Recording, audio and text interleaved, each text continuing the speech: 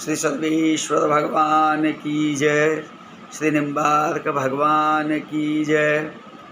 श्री स्वामी जी महाराज की जय। जगत गुरु श्री श्री जी महाराज की जय। जय श्री राधे मित्रों, जय श्री कृष्णा। सुप्रभातम मित्रों, आज हम आपको एक ऐसा विषय बताने वाला हूँ जो हमारे प्राचीन लोग मंदिर जाते थे तो मंदिर दर्शन कर करके, भगवान का दर्शन करके, और फिर जब आते थे बाहर तो एक गोखड़ा होता था मंदिर के बाहर, वहाँ कुछ विश्राम किया जाता था। और गोखड़ा नहीं तो वहाँ पेड़ी के ऊपर बैठ करके कुछ विश्राम किया जाता था। अब ये बातें हमें आजकल हम भूल रहे हैं। आजकल मंदिर में दर्शन करके आ गए और वहाँ हम बैठते नहीं है, रुकते नहीं है। उसका क्या कारण है? वहाँ बैठना ज़रूरी है। क्यों बैठना ज़रूरी है? वहाँ बैठना ज़रूरी है और वहाँ बैठ करके एक श्लोक बोलना चाहिए ताकि हमारी जो मन की भावनाएं हैं वो भगवान सुने। वो सब हम आजकल करते नहीं हैं। मित्रों, मंदिर जाओ, बाहर आकर के बैठो, तब ये श्लोक निश्चित बोलना चाहिए। क्या श्लोक है? अनायासेन मरणं विनादिन्येन जीवनं देहान्ते तव सान्निध्यं देहि मे परमेश्वरम।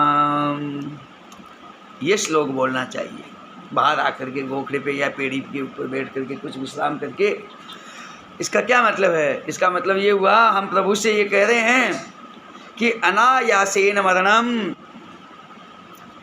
यानी हमारी मृत्यु हो तो हमें किसी भी प्रकार का कष्ट नहीं हो। प्रभु, हमारी मृत्यु है ना, ऐसे ही बिल्कुल सरलता से हमारी मृत्यु हो जाए, किसी भी प्रकार की हमें कष्ट ना भोगना पड़े और सरलता से मृत्यु को प्राप्त हो जाए। बिना दैन्येन जीवनम, और प्रभु जब हम मरें तो उस समय ऐसे नहीं मरें कि जैसे खाट में पड़े हुए हैं, किसी की सेवा झेल रहे हैं, लकवा हो गया या कोई फ्रैक्चर हो गया या और हो गया है, पड़े पड़े खाट के ऊपर पर आश्रित हो गए हैं। कोई उठावे तो उठें, कोई चलावे तो चलें, हैं? ऐसा नहीं हो और ऐसा जीवन मत देना।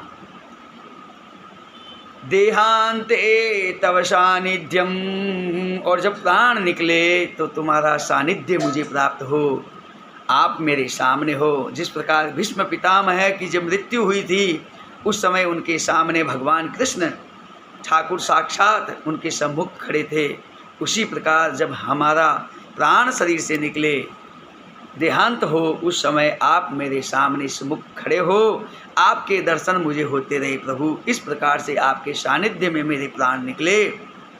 देहि में परमेश्वरम, हे परमेश्वर, यह सब मुझे आप दो। इस प्रकार वहाँ बैठ करके गोखड़े के ऊपर ये श्लोक बोलना चाहिए। आजकल हम ये भूल करते हैं, बाहर आकर के श्लोक बोलना तो दूसरी बात है, बाहर आकर के पेड़ी पे बैठ करके या गोखड़े पे बैठ करके हम विश्राम ही नहीं करते हैं। तो इस प्रकार बैठ करके वहाँ प्रभु से ये श्लोक बैठ कर निवेदन करना चाहिए। जय श्री राधे मित्रों, जय श्री कृष्णा।